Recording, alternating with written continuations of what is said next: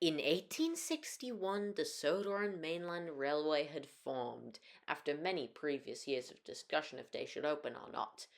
They quickly purchased 3 Nielsen box tanks from Nielsen & Co. Number 1 was called King.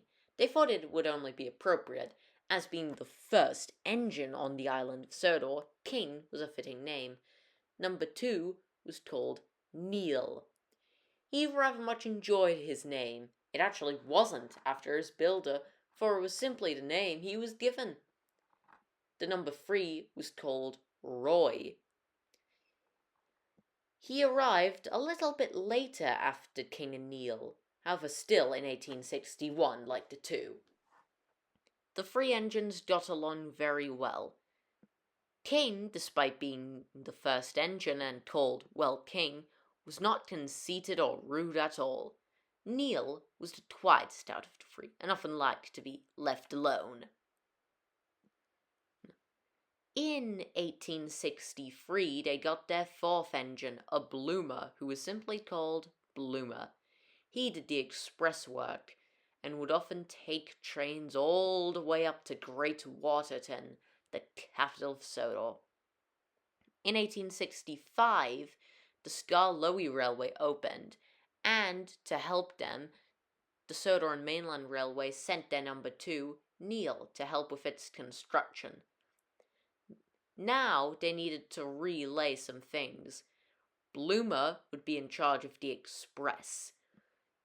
King would take small passenger trains. Roy would be in charge of goods work, while Neil would help build the Skarloey Railway. It stayed this way for a very long time, until 1894, where after its chief mechanical engineer, Thomas Bausch, was not respected enough to keep working there, as what had happened with the Tay Bridge spoke enough. In 1864, King and Neil was sold to Crovan's Gate Mining Company, and nobody wanted Bloomer, so he was parked in a shed and could simply hope that his rescue would come. Roy had to defend the entire railway by himself with only 4 wheels, or shall I say 6, as in 1894, the railway finally made him an 042 to help balance his work. Day after day, things got harder for Roy. He couldn't get a night of rest.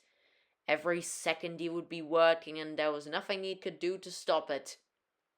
Until it got so much that by 1901, Roy couldn't take it, and exploded, finally bringing the railway to its end.